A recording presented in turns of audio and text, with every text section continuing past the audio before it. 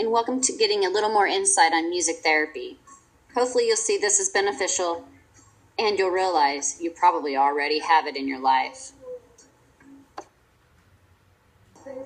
What does history have to do with it? It has tons to do with it. It has long been the source of therapy. It started back in Aristotle, Plato, and Pythagoras' time when they believed music had healing powers. Then the medieval monarchs employed gestures to bring comfort with music for those that were suffering from melancholy, depression, and even fevers.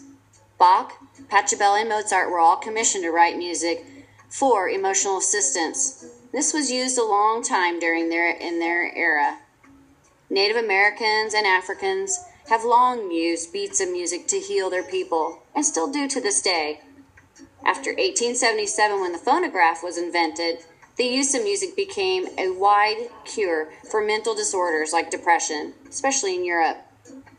In 1946, music therapy was highly acknowledged as a method to help those that were coming back from World War II, that were suffering either from mental or physical needs, and needed music as healing therapy. And then 4 years later, the National Association of Music Therapy was founded. What is music therapy? It's the ability to listen, to sing, or to perform music as a means to promote relaxation and homeostasis. What are some of the psychological effects of music? It heals the body. It enhances brain function. It improves your physical performance. It makes you work more productively. It's calming, relaxing, and helps with sounder sleep, and enhances your mood.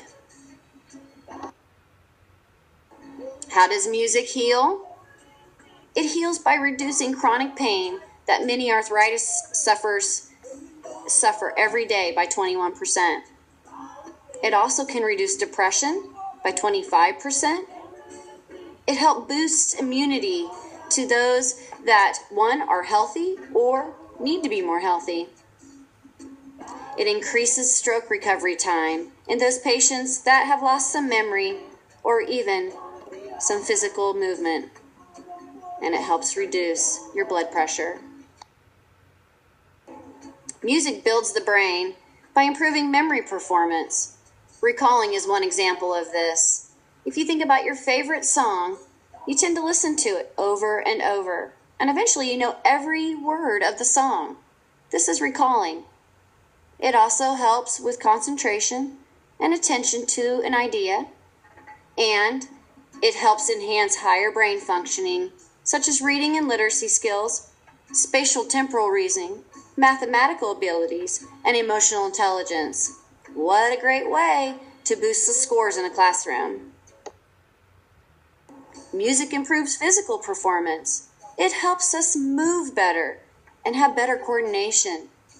It helps our athletic performance by reducing the feeling of fatigue.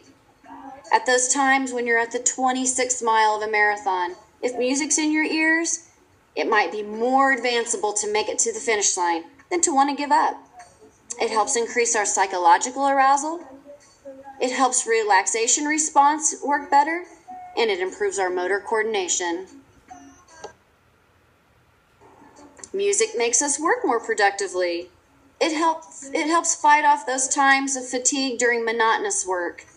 Put your earphones on, start typing that paper, or even get that file ready to settle in court. Put music on, it will help it move quicker. It also helps a person recognize visual images such as letters and numbers faster when it's played in the background. Music tends to calm, relax, and help us sleep better. This is done by reducing our sympathetic nervous system activity. It decreases our anxiety, it lowers our blood pressure, heart, and respiratory rate, and relaxes our muscles. Finally, it distracts one's mind from awakening thoughts. It also helps aid in relaxation and reduce stress. Stress that is felt in your muscles, possibly in your emotions, by aiding in to get rid of that cortisol that's built up, or even in an activity like yoga, help us relax. And finally, It helps our mood. Man, if you're feeling blue, put something bright and cheerful on. That will help you from feeling down. So, Don Campbell's belief is that music has a lifelong effect on our healing, our learning, and our behavior. He named this the Mozart effect. Proof of this is shown in students' performance on tests. They tend to score higher, such as like even 50 points more, if they sing or play an instrument. It also shown in coronary care patients. If they listen to music during recovery, they tended to not need so much medication for their anxiety they were feeling by not being able to get up and get moving like they usually do. How do we initiate music therapy? Well, simple. There's 4 steps. First of all, you have to select the music. If you need to relax, the music should be an instrumental or acoustic selection with a slower tempo, and it should be enjoyable rather than disturbing. Disturbing can create heart rate to go up and also mind activity to become such what is angry or even disturbed yourself. You need to make sure that you choose an inviting listening environment. If it's for relaxation, there should be minimal or even absence of interruptions in that environment. Next, you should adjust your posture and your cognition. The best position for relaxation is to be reclined or sitting with your eyes closed, to really hear the music and to listen to every beat to make sure that you're relaxing and to create a lower heart rate. Or if you need to create an activity that you need motivation for, put it in the background of your work. And finally, the last way to initiate music therapy is to make your own music. This can be done by playing an instrument or singing a creative tune that you've possibly made up.